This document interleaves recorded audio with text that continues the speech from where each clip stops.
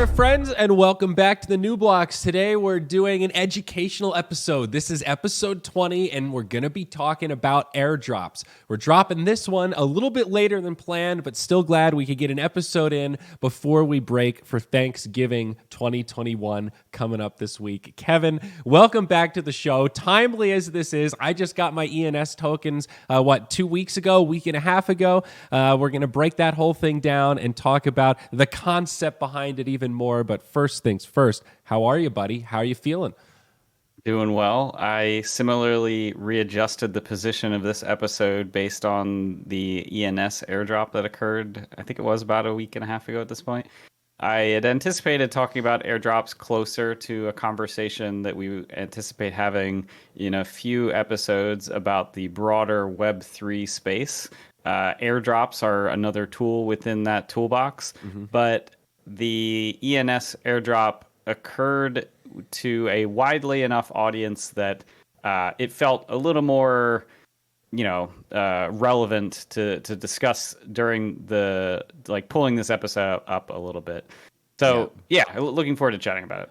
Totally. Now, full disclosure, I'm still a little bit sick from NFT NYC. I know that was like 2 weeks ago at this point, but almost a month I've got ago this there, lingering sinus infection. It's been kicking my ass. So I've actually been taking a little bit of time away. I might have gone too hard in New York, Kevin. I had too many Ethereums and they upset my tummy. So it's actually been nice though. You go hard and it's good to pull back a little bit. I'm going to go home, visit some family for Thanksgiving, eat too much, relax a little bit.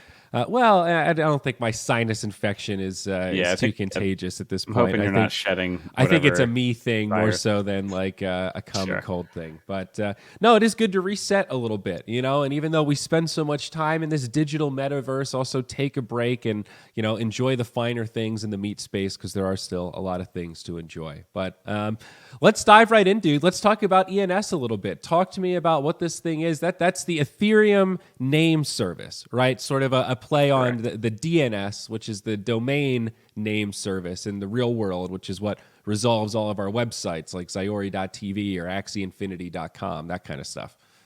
Yeah, you could think of DNS as similar to a phone book where when you type in youtube.com, it goes to this phone book and looks at a list of specific server IP addresses and says, okay, YouTube, go send them over to this server.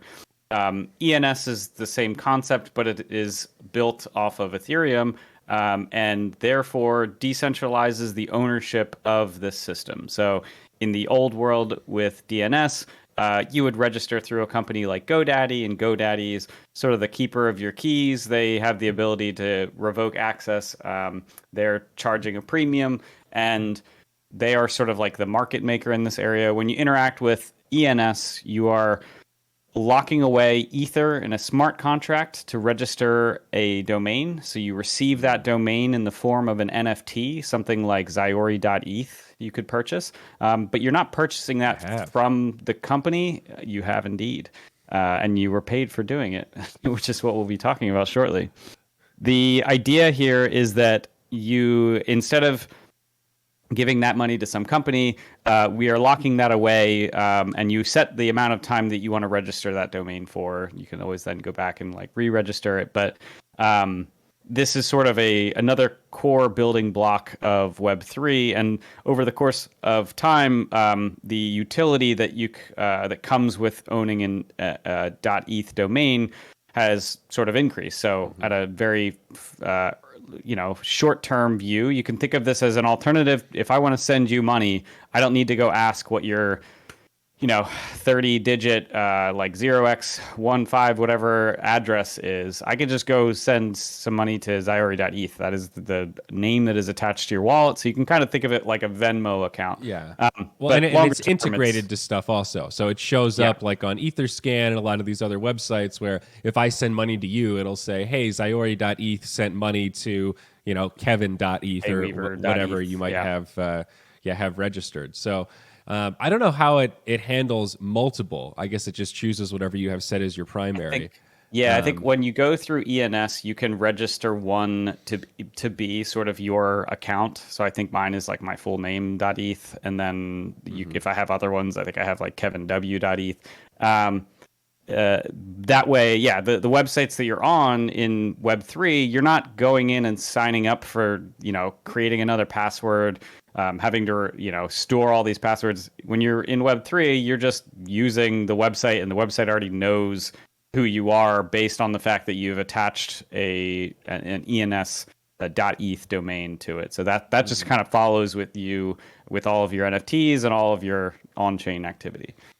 That's pretty cool. I like it. It seems to be a useful service. Of course, not immune to like domain squatting and some of the other issues that are like innate with that world that exists in its centralized kind of counterpart. But I think it is still an important thing, and being able to lock those names in early is pretty powerful. Glad I got mine. That's all I can say. Good. Yeah. Good luck. So like this brings us to the segue that we'll be discussing today, which is about airdrops. So ENS airdropped the governance token that will be used to make decisions about the Ethereum name service protocol. So the token itself is ENS.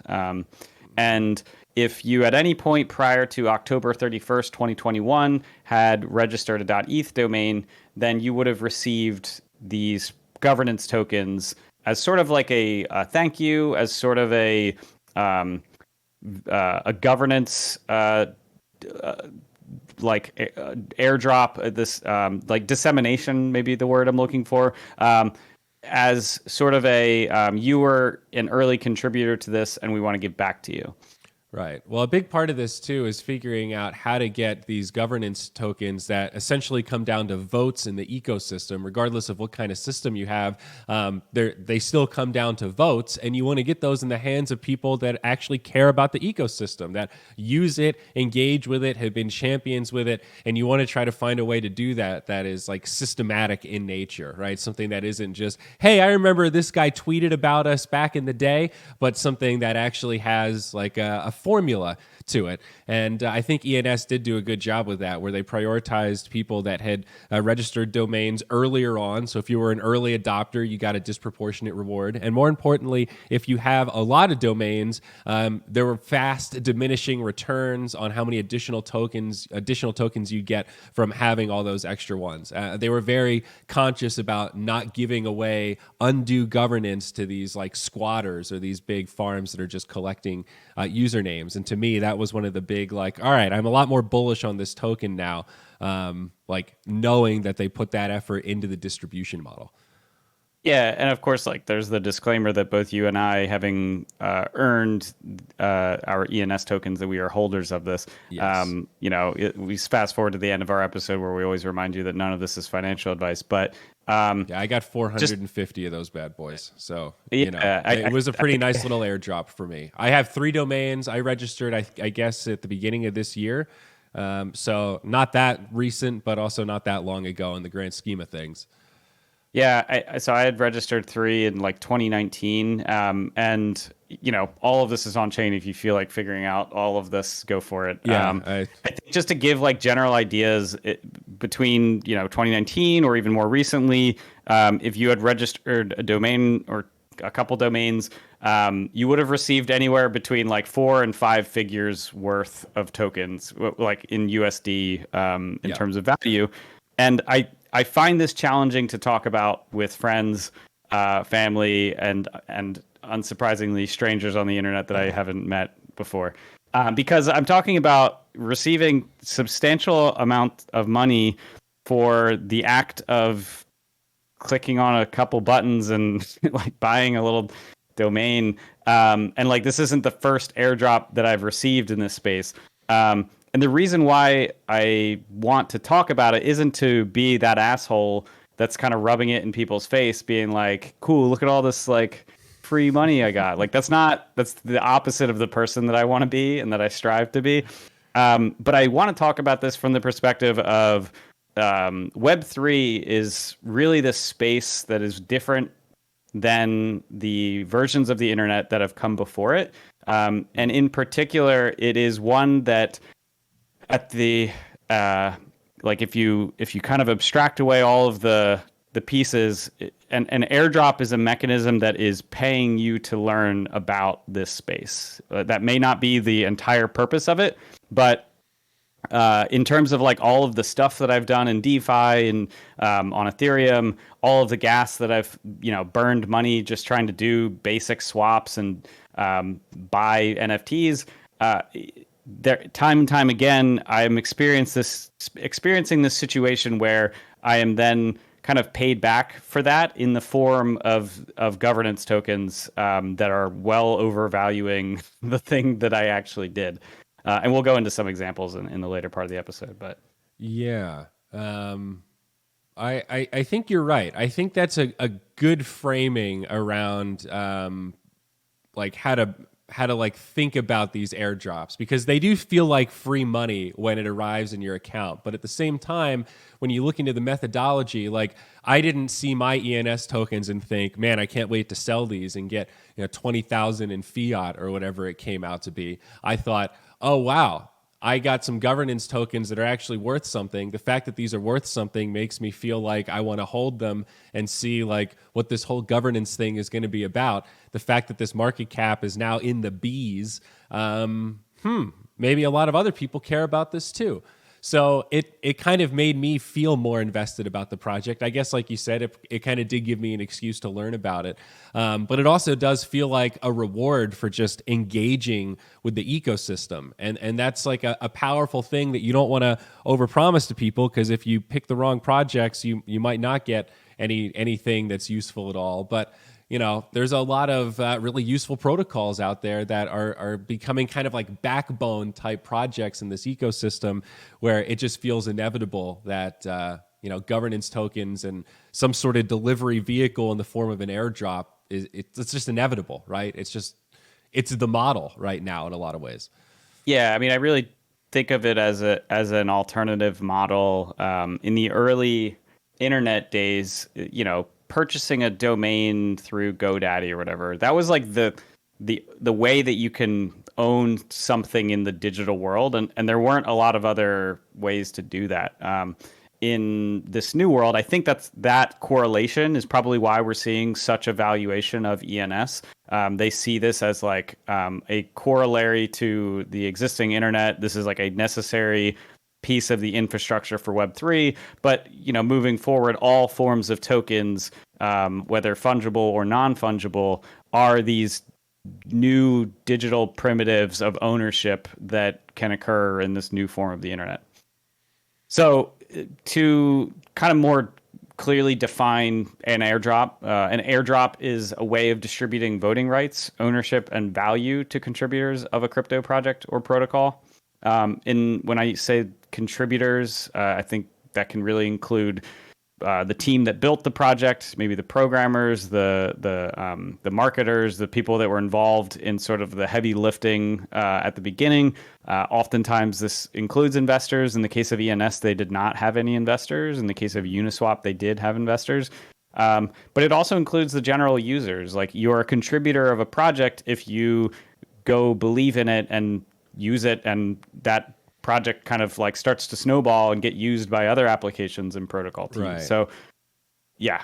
And forgive me, I'm curious how you like this analogy, but it almost feels like, not that airdrops didn't exist in the ICO era, but it does feel like this is an evolution of sort of a similar mechanism, right? Like ICOs were used as this funding mechanism, but it also was a governance distribution. The problem is it really benefits whales and people that can come in and buy a whole bunch, and it disproportionately benefits these early adopters that can come in and get it before the price starts to blow up, right? If you find a protocol right before it launches, but then that opens up for a lot of scams because everybody wants to get in before it launches, but before it launches, you don't know anything about it, or if they have any capacity to actually follow through, or if it's legit, or if it's a rug. And airdrops seem like this. It's sort of similar. Instead, if you can launch a product or a project or a protocol and get some users to use it just because it works, or just because it's good, or it solves some issue, and then you come up with a mechanism to distribute that stuff to the people that actually use it, rather than just opening it up for auction, it's like yeah, you don't put as much money in your pocket in the short term as like a crowdfunding tool, but you ensure that you have a system that isn't just completely driven on short-term profits, right? Like, Yeah, exactly. it does feel like an evolution, you know, like the It space definitely is is. moving in a good way, because the ICO era was fucking brutal. I really don't miss it. No, I don't either. I mean, and to add on to that, it also is seen more from a legal perspective as a better alternative as well, right? Like a lot of the ICOs from the 2017 era ended up getting hit with huge multi-million-dollar fines from the SEC with the argument that they too closely resemble that of a security, right? You're selling a thing, a token, in exchange for the promise of some sort of future value, and in this fast forwarded, new alternative mechanism, you can remove the component that is the centralization of the people with the most money get the most say, replace that with the people who are the most interested in your project get the most say, and also you aren't selling these tokens to the users. You are dispersing this governance protocol token for free to the people that their interests most align with that of the protocol, which is the users. So yes, absolutely. I think of this as kind of the future iteration of an ICO. Yeah, absolutely. We use the term governance a lot, and obviously it just means decision-making power. It's one thing to say, hey, this protocol sucks. Let's start our own that's way better. But then once you start your own, you got to come up with some rules. You got to come up with like your general policies on how you're going to handle things or make some decisions or develop mechanics. Or if you have, let's say you make a bunch of money and there's a treasury with $1 million in there, deciding how to spend that $1 million in the most effective way possible, right? That's a function of governance. So these are all the actual like tangible parts that we mean, and why it matters. And for something like ENS, there's undoubtedly a balance of centralization there, right? When it comes to domain squatting, let's say like a giant brand like Disney or Coca-Cola or something, should they have some sort of copyright claim to like Coca-Cola.eth or something like that? Does it matter that we all socially agree that it's like prolific and that it should sort of be in the right hands of the right person, and Coke should be willing to pay for it? But if push comes to shove, if that squatter never responds, how much centralization should we apply to this system? Should some things be forcefully handed over? Or is that not okay because it's blockchain? But what happens if some scammer is really ahead of the curve and buys out all the domains around a certain thing and sends them all to phishing sites, and it's just a total net loss for the system? What hill are we really dying on? Like, yes, the decentralized principle is there, but if it's a serious net loss to the users of the system, is that really worth it, right? Can we utilize some centralization for good?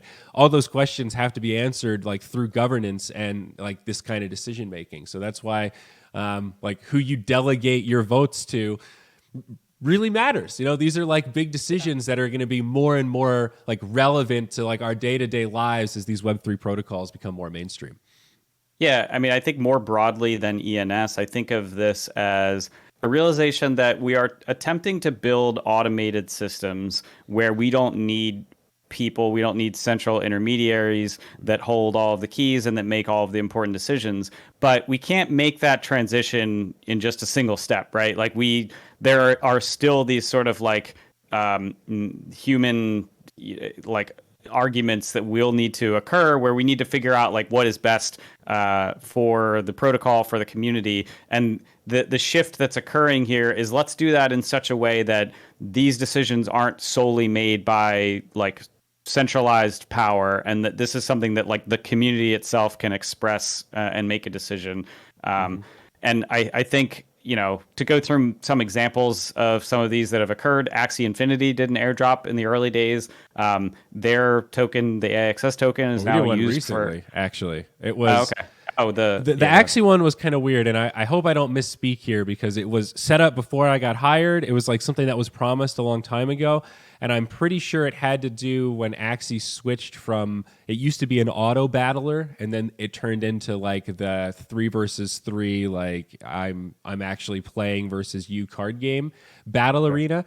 And I think there was something, it either had to do in the way the axes changed. It was some reward for early players when something didn't happen. So they took a snapshot, and it was a snapshot from like years ago, and they just got airdropped a bunch of AXS, 2 months ago, something like that. Okay. So the airdrop happened recently, but it was a reward for early adopters that had done a bunch of stuff from way back in the day that never got the reward but were promised it and then sat in limbo for a really long time. So that was a weird one. But it was AXS tokens, and those are governance tokens, so it does fall under this umbrella. But I think it had to do with like the shifting scope of the product. That makes sense. And I mean, I think this is another example where it's more than just governance. Like, this is useful for in-game mechanics, and like between the actually is just one of many where this is the case. An example of a protocol where I had received an airdrop and am now using those airdrop tokens for governance decisions is Uniswap. So Uniswap is the decentralized exchange we talked about in the AMMs episode. And you had to use it before a certain date.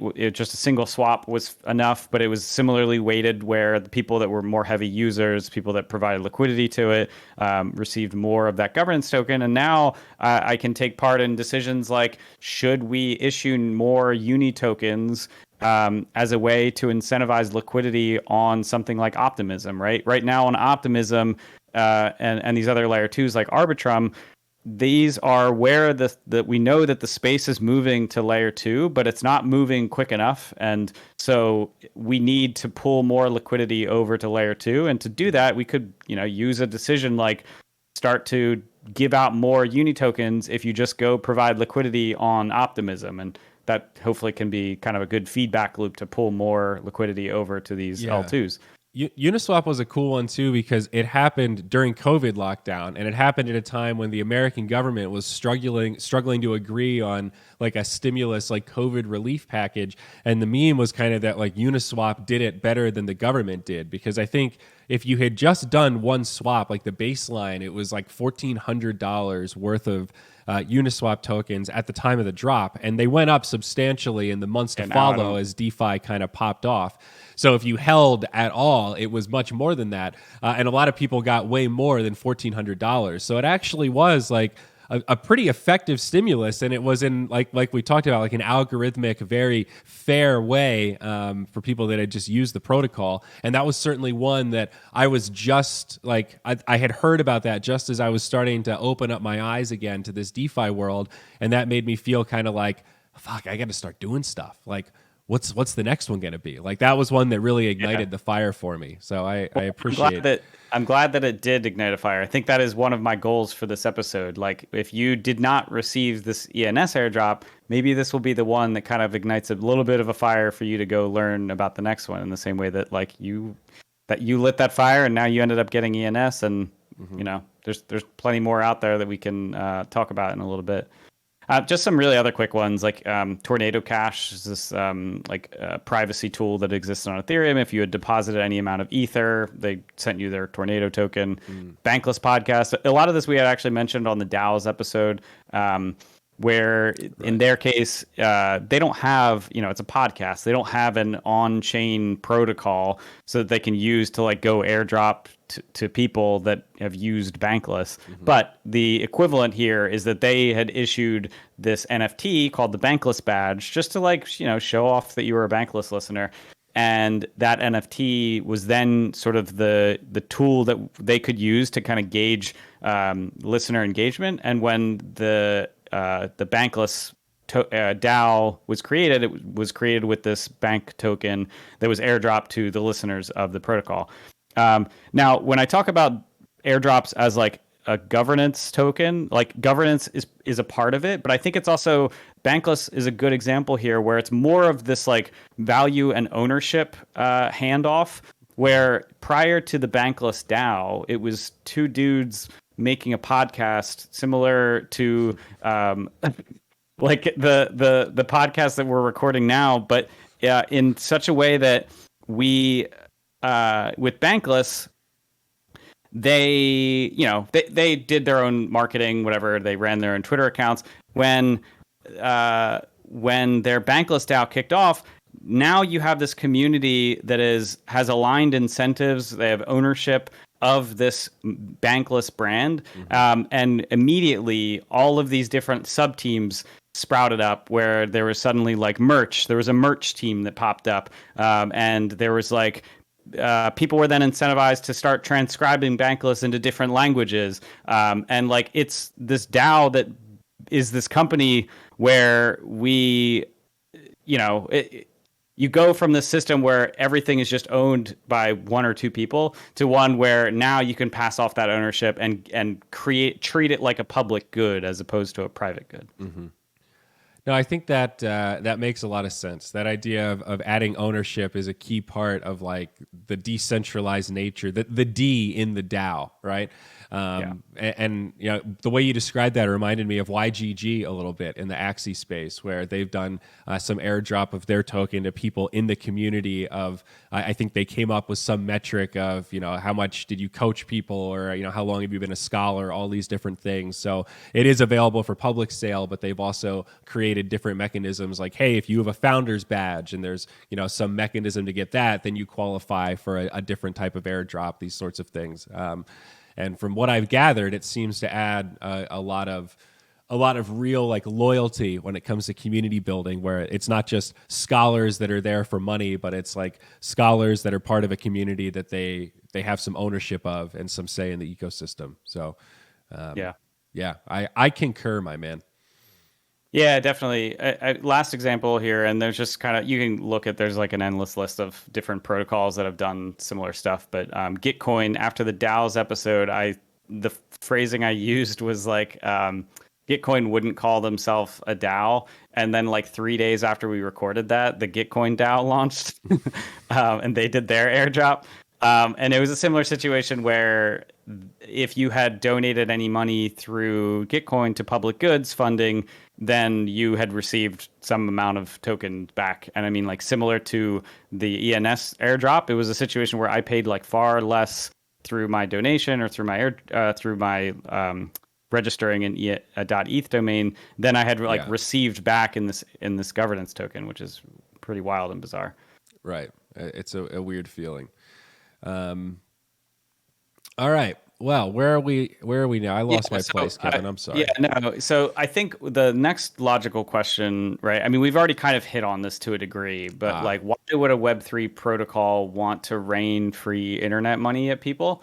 That's kind of a logical step from the world of like centralized companies like Starbucks. When I go down to Starbucks and drink a coffee, I don't get free governance rights, free shares for the company. Yeah. Go ahead. I was going to say, I think the best way to frame this is to think about the financial part of what these tokens are worth as secondary to what they're trying to achieve, right? Everything we just talked about, like the governance and the sense of ownership and the decentralization, that's the primary thing at work here. But because it's blockchain and because it's a cryptocurrency, everything can just be sold on the open market. So that gives it a fair market value at any given time if it's on even just one exchange, right? So it's very easy to go, oh, wow, look, I just got airdropped $20,000. Thanks for the free money.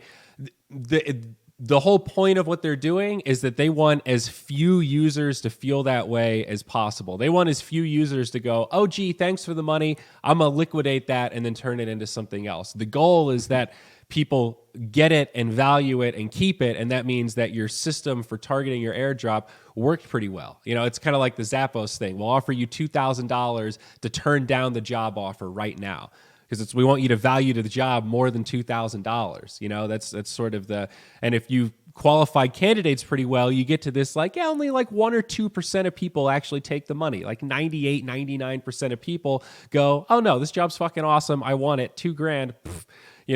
You want it to be like 98, 99% of people you airdrop the tokens to are more like us and go, oh wow, this is really cool. Oh wow, they're worth $50 a pop. The demand must be crazy because people don't want to sell them. So, okay, yeah, I'm excited about like the governance prospect here.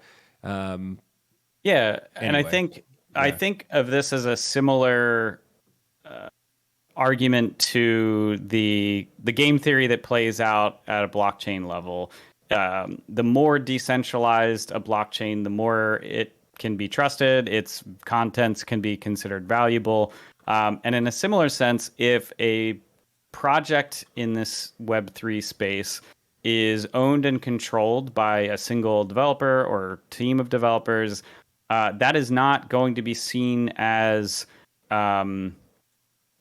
necessarily trustable as one that is owned by an entire community that has incentives that align with the broader space. So I think similarly, this is a mechanism for that sort of like decentralization to occur at the level above the blockchain, which is the projects that exist, the protocols that exist on it. And I think it's not a surprise that these that this like more decentralization equals more trust can be kind of mapped in a similar way. I like that. No, I think that's like another one of these really heavy concepts that has like really profound meanings. You just got to let it sink in a little bit. Yeah, definitely. I think that the phrasing around decentralization is one that pessimists to the space often get tripped up on. It's this idea of like, I think the argument is oftentimes like, well, why does it matter if something's more decentralized? And I think just the longer that you spend learning about this, the more that you can see what that power structure can change. Yeah, so, there's a really powerful feedback loop that can occur there where people are confident in something, so that drives more people to use it, and the more people that use it, that drives more general confidence, and then that pushes it to be a more like core part of the stack because there's a general consensus amongst more people that like, hey, this thing is good or useful or valuable or whatever it is. The Bankless podcast, they phrased this general concept in an early episode and like a blog post that I think has gained some traction, which is this idea of the protocol sink thesis. But it's just basically this idea that the more decentralized and more trustable something is, the lower it kind of sinks down in this like technical stack where if you think of like the blockchain itself as sort of like the very bottom of it is like the most decentralized, the most trustable, and then the components of it like ENS, like Uniswap, these protocols that like have really managed to decentralize themselves, they sink down to the bottom as well, and that incentivizes other teams to build stuff on top, knowing that their footing is not going to be rug pulled because like suddenly the protocol changes overnight, right? So I think this idea is just this kind of like stack of more trusted things sinking down to the bottom, and being used to build infrastructure on top of. I like it. I like this airdrop future that we're living in, man. It's a really cool tool that we have right now at our disposal in this like blockchain future. And we keep using this word Web3, and I feel like this is becoming another one of these loaded words that kind of like metaverse. It gets thrown around in a lot of different contexts, sometimes for good, sometimes for bad. And I think we're planning on doing like a whole Web3 episode and talking about what that encompasses. I saw you actually on Twitter, I don't know if it was last week, arguing with somebody where you used the term Web 2, and they responded like, I don't know if you literally mean Web 2 or this thing, and you just responded like, no, I just meant Web 2, like the Web 2, there's only like one Web 2, and it's like, I think that exchange spoke to me just about like how disconnected the dialogue is, where you could tell this person was coming in already like feeling like they were being attacked just by you saying Web 2 or Web 3, and you were really just trying to use like technical terms to frame a conversation, right? And to condense and keep it short for Twitter. Well, sure, yeah. I mean, that's like words are supposed to mean something. So it does us all a disservice if when we say Web 3, people don't even know what that means. Is it interchangeable with blockchain? Is Web 3 a part of blockchain? Is blockchain a part of Web 3? All this kind of stuff. I think we're due for like a full discussion here. Yeah, agreed. And definitely, as I mentioned earlier, I think airdrops are this, like, whether this is the purpose or not, they are an incentive mechanism to pay you to go learn about Web3. I can't stress this enough. Like, I think I've never experienced a subject matter or like just a problem space, whether it's like within the internet or more broadly in life, that has that same feedback loop of like, wow, the more I'm investing my time into this space, the more I'm seeing a return on that investment in a way that is actually valuable to others, which is pretty wild. Yeah. Yeah. It's so weird to think about. Like, I remember years ago spending days like going down the crypto rabbit hole where, you don't understand something yet, but you still really want to understand it. And you watch a video like blockchain in 5 minutes, and then you go, okay, I got it. And then you do that experiment with yourself where you say, all right, can I explain it back to myself out loud? And you get about 1 minute into your explanation and go, like, yeah, but and then what is it? I'll link you this again? video. But going like through that process and like having those days where I'd look at the clock and go, okay, I just spent 3 hours, quote, learning, and I'm not sure I actually understand this yet. And then you have that follow up, like digest with yourself. Was that a waste of time, or was that a good use of time? Like, is it all going to come into focus? And it's a powerful feedback loop when it kicks, but it's scary before you start to see the cycle turn. You need that first time when you go, I do get it. Oh my God, I did learn something. Then it becomes fun. Until then, it's just frustrating. Yeah, and I think, getting your hands dirty in the space and like actually seeing how it works is a very important step in this process. I think if you are only listening to a podcast or reading blog posts, or even less, just like seeing headlines on Twitter and getting angry in the comments, then you aren't going to be able to appreciate the larger change that this space is enabling. So I think a good summary that I had heard recently on the Bankless podcast is that if you received an airdrop like ENS, you were not airdropped free money, you were airdropped responsibility. I think this is a core piece to understand, that the purpose here isn't for these DAOs to try to like create their own little Ponzi's. Like, the real purpose here is to bootstrap this governance process.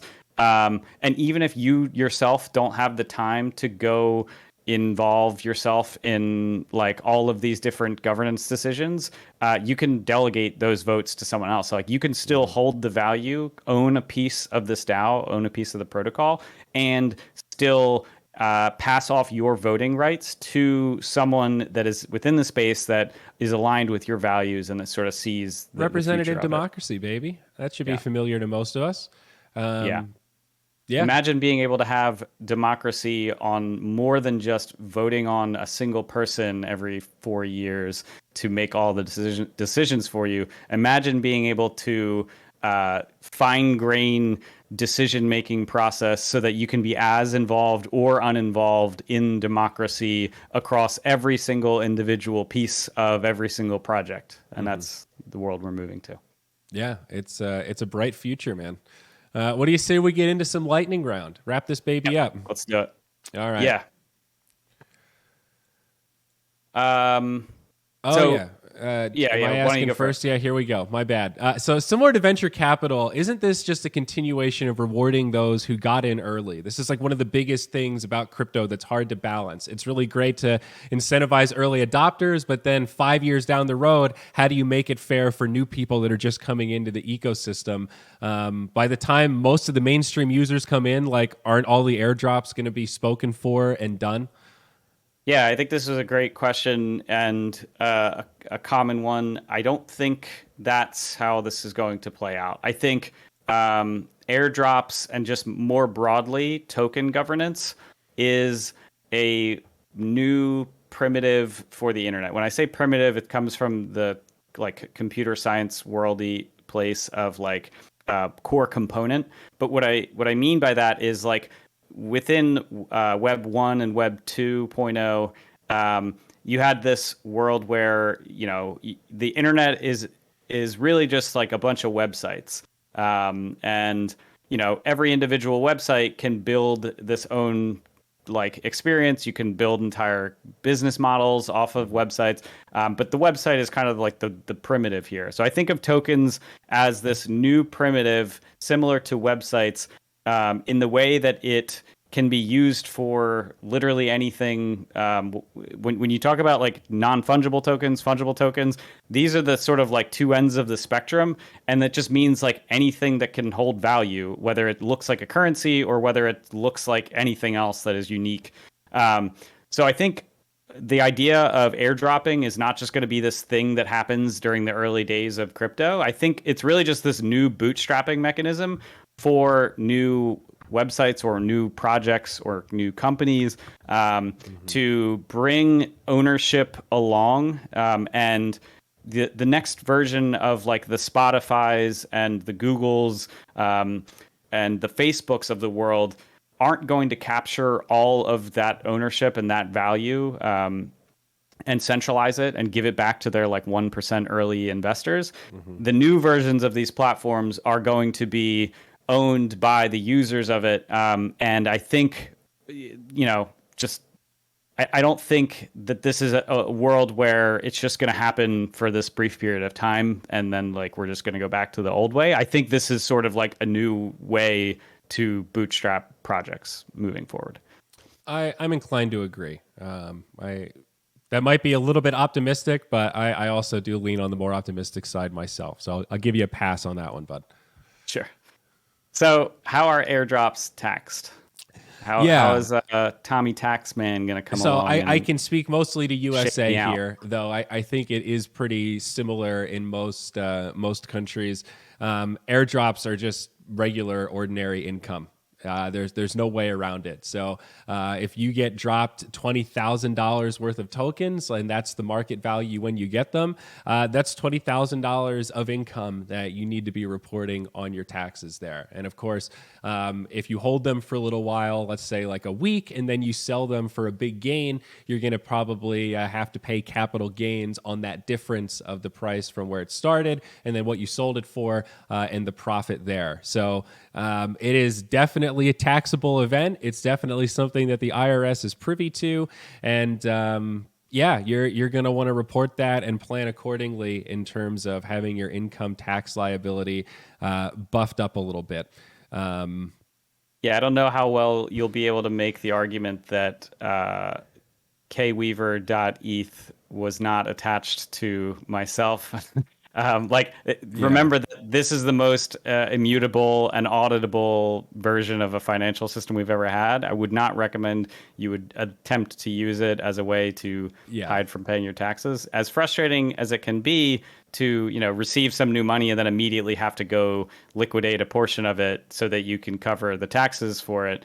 Just remember that this is a very auditable space. And so remember that you're still winning, right? You got something like your taxes are always a percentage of something that you made. So if you're paying some tax liability on that, it's because you got a lot more value than you're paying in taxes. So try to remember the upside in those moments. Ordinary income. All right. So I see people on Twitter asking for Ethereum addresses for like free airdrops, and sometimes it looks like scams, sometimes it looks kind of legit. Is this safe? Like your Ethereum address is already public, so like, do I have anything to fear by plastering my Ethereum wallet address everywhere and signing up for these giveaways? Yeah, it's a good question. I think of it as like from a risk perspective. I don't think that necessarily like there's anything terribly risky here.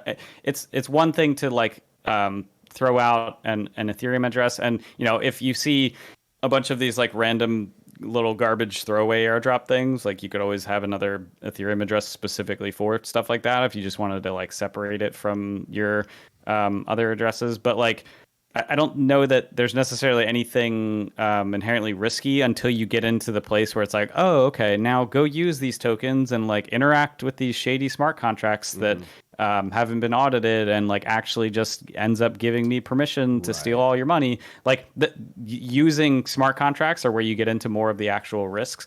But I think more importantly, this gets to the idea that not all airdrops are created equally. Just because we have this new mechanism to rain money down from the heavens onto people doesn't mean that those monies will actually be valuable, right? Like, I think a lot of times more scammy, more just like quick pump and dump type tokens are done in this way, where they want to put out the like facade that their token is valuable, and to do that they want as many people holding that token as possible, and so they just try to give them out for free. But like, just because you've given this thing out for free doesn't inherently make it useful or valuable. I think all of that is to say that a lot of times these more legitimate ones, like ENS, like Uniswap, are done retroactively. So it's like, we've already created this product, this service, this platform, and this is already sort of like a useful, valuable thing to people. And now we need to pass off ownership of that protocol back to the people that are using it. That typically happens in such a way where you don't want to announce it in advance, because then you're just going to draw in all of the sorts of users that you really don't care about, that are just using it to like go make a quick buck. So that's sort of why we don't see people announcing in advance, like, hey, we're going to do an airdrop on this like useful protocol. Typically, if you see people announcing that they're going to do an airdrop in advance, it's probably not going to be the most useful or interesting or valuable thing. Right.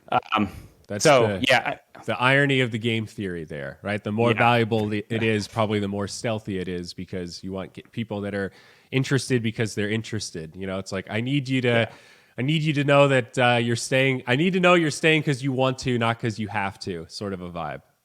Yeah, I agreed. And I think two tools that I would recommend if you're just like still learning about this space, still trying to get a feel for it. Bankless did put together a list of 25 protocols and platforms that have yet to release an airdrop that, you know, may or may not, but they are becoming lower level pieces of this system. I mean, I think OpenSea is probably a big one, right? Like, this is one of the biggest the biggest NFT marketplaces. They haven't done any sort of a governance airdrop. Who knows if they will? It's still unclear. I mean, I think people sort of see OpenSea as like the fees that they collect on that marketplace feel a little more like there's an eBay type intermediary sitting in there capturing a lot. So it's possible that we could see alternatives to OpenSea popping up. But I'll put a link in the show notes to their list of like 25 protocols. I think it's worth checking that out. I think you have to be a subscriber on their Substack, but I would encourage you to do it because they put out some really great content.